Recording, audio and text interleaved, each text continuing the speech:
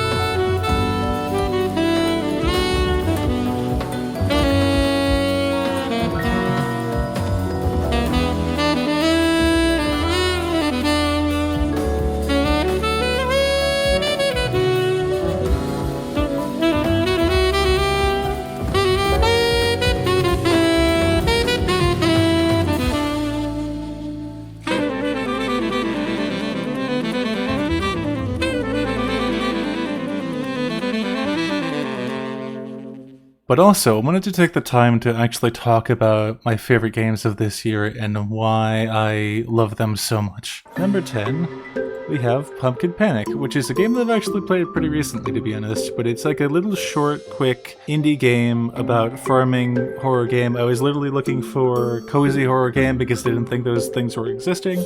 I stumbled upon this game, and it's very fun. I haven't actually put a video about this game yet. I meant to do it in October, and I got sidetracked again, so it is what it is. It has a very similar look to Stardew Valley, but with a couple twists and whatnot too, which I truly do adore Stardew Valley, but I adore this game as well. I think it's done a very, very good job with the way that it's tweaked things to make it a bit more like a roguelike of sorts too. It's a bit weird. It's a Stardew Valley but a horror game. It's very clear that it wears the inspiration for Stardew on its face pretty much. but it does change things up quite a bit. I know there are quite a few Stardew Valley clones out there currently, but I think this one is... Pumpkin Panic is worth your time, to be honest. Next up, we have Grun. Grun is one of those games, again, I would say it's another cozy horror game, come to think of it. It feels very much structured like Outer Wilds and the blueprints of games these days, but this is a game that did not come out this year. I don't think, at least. But I love this game. I love this game so much. I think it does the subtle, sublime horror, like the uncanny horror, very, very well. I love the art style. I think it's such a fun loop as well to go through. Even now, I don't think I found everything, even though I've beaten the game. There were some things in which I was just like, I don't know what's going on here. Very Majora's Mask, very Outer Wilds type of thing, and I love it so much. It's very fun. Number 8. Number 8 is Supermarket Simulator, which I think if you're going to look at the Steam list, based on sheer numbers of hours played, Supermarket Simulator is at the top. Well, I love this game so much. It's so silly. It's so silly, and I had a great time completely breaking every single part of this game. You have no idea. And I really hope that they didn't patch the game, because I think it's a 10 out of 10 as it is right now currently. It's fucking great. I love it so much. It is what it says on the tin pretty much. It's a game where you pretty much run and manage your own supermarket, but it's just, there's some things that you can do about it, and I had a very particular way of trying to min-max things as much as possible that led me into developing like 3 or 4 different strategies for playing through the game, and all of them slowly devolved further and further into madness. And it's peak. Once this project comes out, it'll be probably the most insane thing I've ever done. I'm meaning that genuinely. I think I'm so fucking excited. I'm so excited to show you guys what I have cooked up with this playthrough in mind, because Jesus Christ. Number 7 is Cloverbit. So this is another one that came out a couple months ago actually, and I've quickly fallen in love with it. It's a horror roguelike similar to Balatro, but kind of a cross between Balatro and a couple of different games. I think Inscription is one. Other inspirations, I think, like Lethal Company as well, and Buckshot Roulette. I think Balatro obviously as well. It's so broken. It's such a broken game, and yet I feel as though there's something deeper underneath the surface of this game that is very bizarre to me. And I haven't quite put my finger on what exactly is going on, but I do feel like there's something more that's going on that I haven't really quite figured out yet. It has more, for lack of a better term, lore to it. I think leaning more into the blueprints side of things as well. It's also just very fun to play and very satisfying when you actually break the game like I have. White Knuckle is one of those games that I legitimately had a hard time not putting higher on this list, but there's just so many good games that I played this year. This game is a horror roguelike game about climbing in particular, and it is very similar in style to Cloverpit, made by another small team.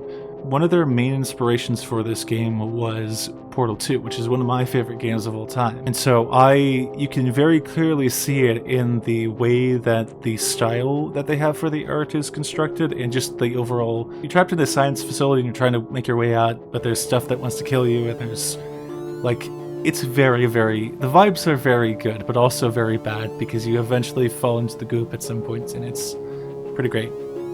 Very good game. Highly recommend it. Oh, you know what? I gotta do this. I wouldn't be a YouTuber otherwise. So number 5 is Super Mario Odyssey. This is a game that has been out for a long time that I have not gotten the chance to play yet, just because it's always been on my backlog, and I was like, I'll play it eventually. And I loved it. It's so fun. I love it so much. There's just so many things about it that are so iconic, including the music, which has been used in literally every single YouTuber that I watch for the past ever. I think Mario pretty much has a very tried and true formula for the platformers for the 3D games that has, it's like Zelda in that they can have smash hit after smash hit after smash hit.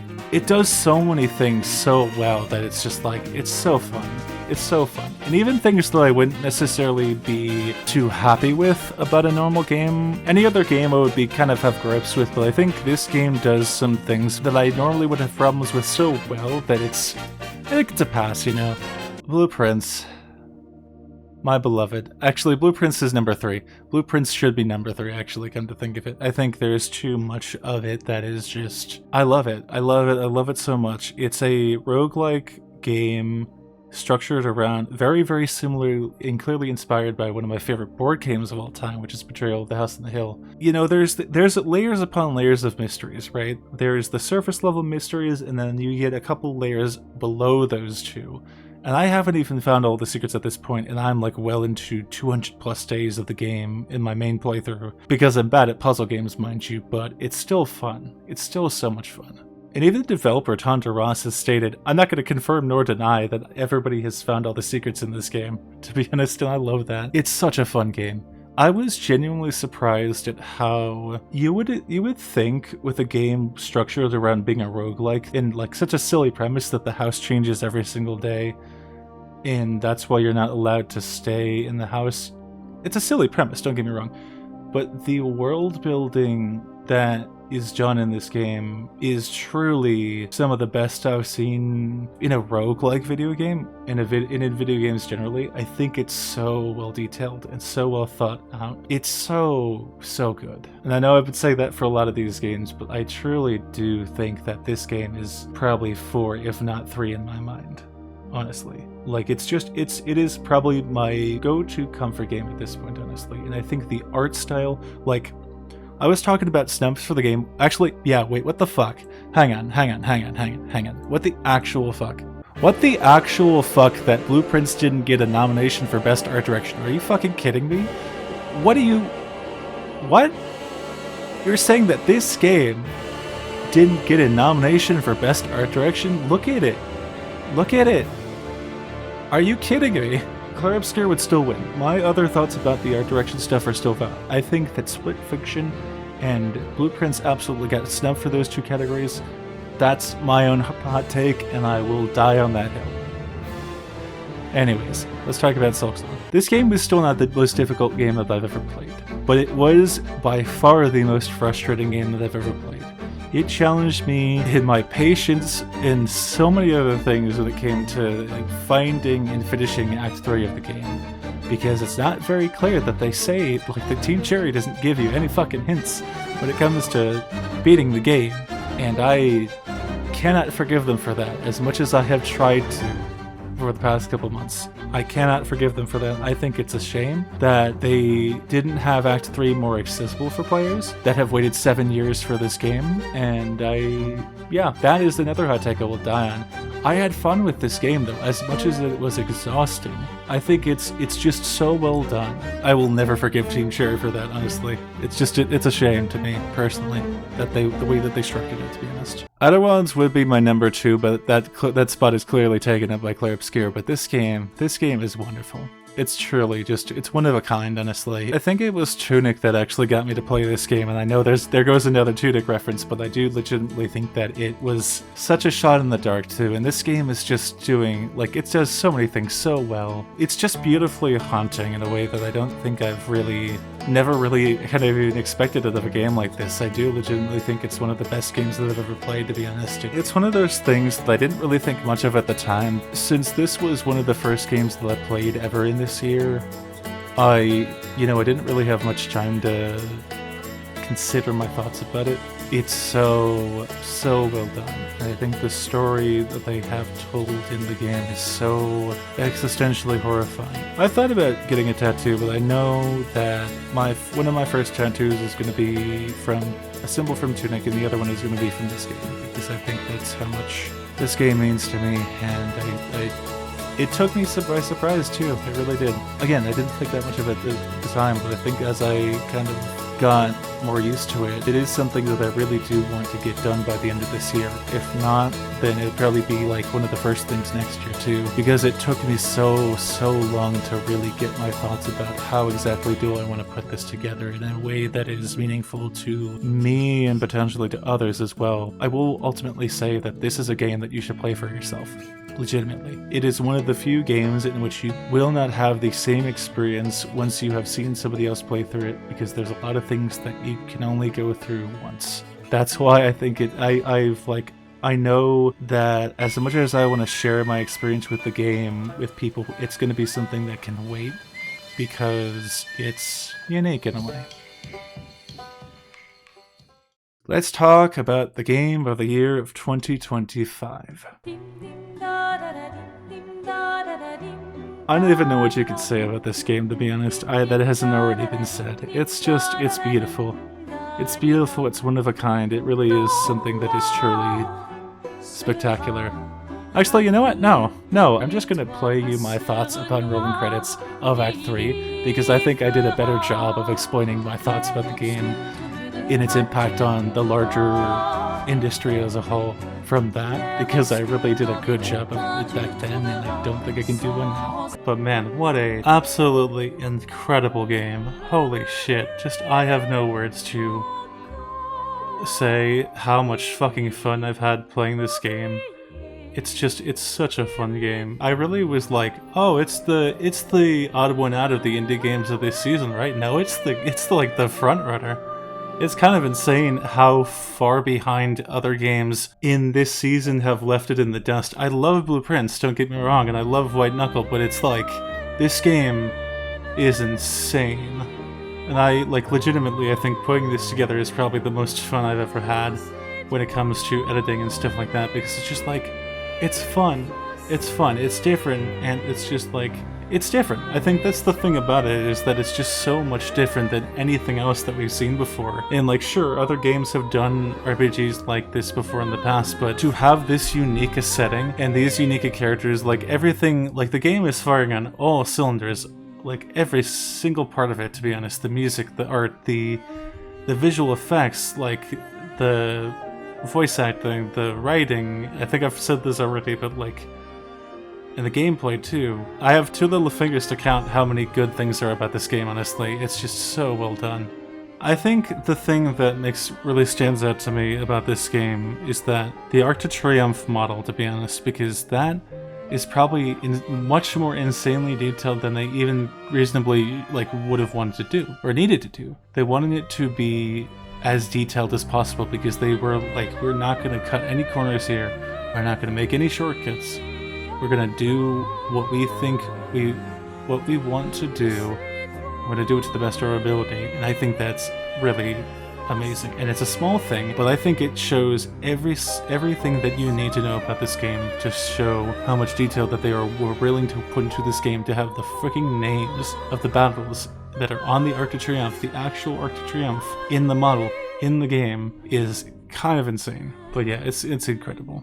But I think when it comes to video games, and this is kind of my general thoughts on the matter in terms of just the situation with gaming at large right now. I don't remember specifically how much this game cost. I think it was like 40 or 50. I don't remember off the top of my head. It definitely wasn't more than that. But there's such a stark divide right now between AAA studios, i.e. things like Nintendo and Rockstar Games, who are trying to push games for $80 to $100. Like Mario Kart World looks really fun. Admittedly, it's the same as any other Mario Kart game we've seen before. Like, there's some things that are different, but it is pure and simple. It is plain Mario Kart. Nothing really necessarily special about it. I don't think it's worth $80. It doesn't make any sense why they priced it at $80, because you are simply not getting as quality of a game with that as this one was priced for $50. And I think that is just generally, I would say that it's a fair price. It's more than a fair price for the amount of game and the quality of the game that you got into. It's very much a question that we're going to have to ask ourselves as consumers, to be like, what do we want to spend our money on? Do we want to spend $80 on a game that isn't that different from a game that costs $60 and one that we probably own by this point? Or we pay $50 for a polished wholesale experience that is quite literally one of the best games that has come out in the past decade. This is just a small drop in the bucket of a much larger catalog of games when it comes to indie developers as well, which are priced probably about the same, but I would say a lot of them are maybe even less expensive. I mean, you look at Balatro. Balatro is a great example of this. This game has very much changed the landscape of gaming as a whole. I think it definitely, it's a welcome change too, and it's a very cathartic thing for me to really, because I was feeling so just frustrated and angry with the fact that people are not making good decisions with their own money, which, like, all power to them, you know, like, it's whatever. I don't care. That we're not given the choice, that we're not given the option between pay $80 and something else, something different. And I think this game shows what creativity on display here that is untethered from AAA studios, that is untethered from shareholders or people in people in like the CEO and stuff like that. They were like, oh no, people aren't going to go for this game in a million years. It's like, well, how do you know that? Nothing's like this has ever been done before. You know, AAA studios, when it comes to shove, they're always going to choose the safer route. They're always going to choose the path that meets least resistance. I think they're always going to meet the path that is easiest and like the riskiest. Ah, that's cute. A game like this could never happen at a AAA studio. In fact, it never did. Like, the reason why it exists in the first place was because the developers got sick of the AAA studio life, and they left. They straight up were just like, we're not going to put up with this shit. We're not going to do this really dumb, boring-ass mobile game. Like, when we have creative ambitions out the window and beyond that are just not being met here. I would say it's a very interesting landscape right now, to be honest with you, and I think it's really going to push people into leaving like these companies. And it's also the fact that you have significant layoffs over the past couple of years of game developers and studios and stuff like that. It's just like, I think this is the gold standard, and I'm not saying that every developer from these is going to push to make a game like this, but it's going to be different. Is going to be more creative than most of the stuff that we've seen at AAA studios, honestly. Like, that's just my personal opinions on it, and it's going to be very interesting to see. And I hope there are more developers and more like artists, more people that were laid off from these companies or choose to leave voluntarily that are willing to make this jump and take this risk, because that's how we get games like this. That's how we get like progress and change. It's like, it's why indie is such a huge driving force behind most of the games that we see nowadays, and like it deviates sort of the formula so much. I mean, that's why you get games like Balatro as well. It was made by one guy. This went on a much longer rant and tangent than I originally intended to, but I think it's important because I really wanted to make my thoughts and feelings about this known, and I think it is genuinely like, this is a phenomenal game, truly and far between. It's been fun to play, it's been a great time to put together as a video, and I'm really excited to finish that as well. And you know, like, I couldn't even do this without like the storage thing. That's right, like, this was very much a shot in the dark, and it's like, how about that? I think the thing I would leave people with is to, if you have the opportunity to play a game like this, please do. You will not regret it, because I think there are very few experiences like this out there that can, well, more importantly, games, I think, that have the emotional like capacity to make you just feel every emotion on the spectrum when it comes to comedy and sadness and grief and anger as well. It's like, I think it's a masterpiece.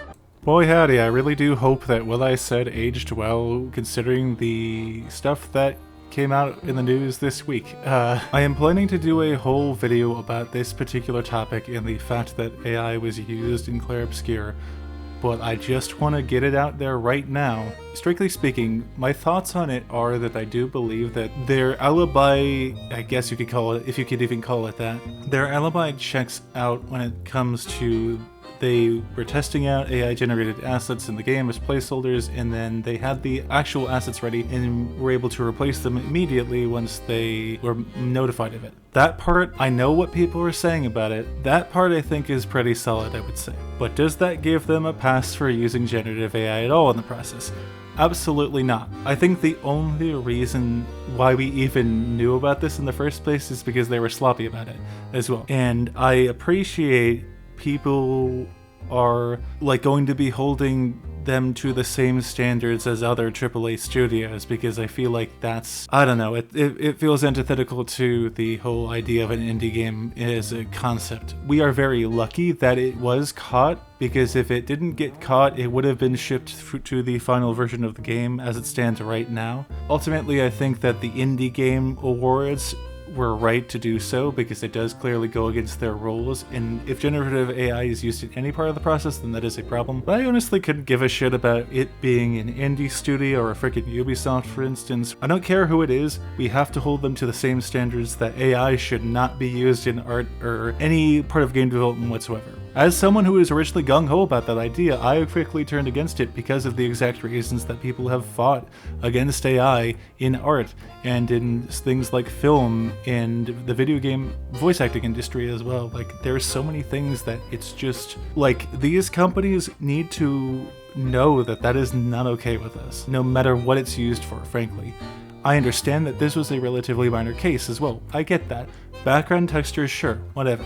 That's fine. Except it's not, because it's still part of an artist's job to do that. There are artists that are, you know, assigned to do the background textures and stuff like that. It's lazy.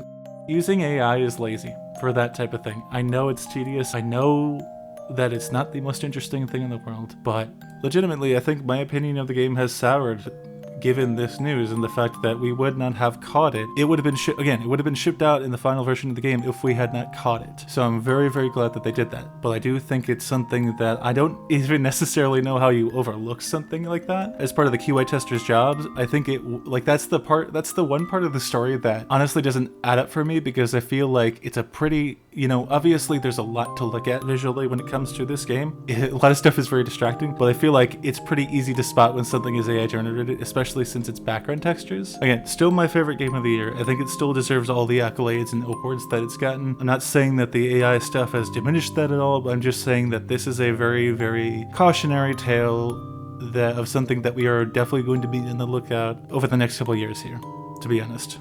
Like, again, I don't care who it is, everyone needs to be held to this standard, honestly, that this shit is not acceptable. Stealing stolen art is not okay. And if there's anyone that should know about stolen art and how it's not okay, it would be the French.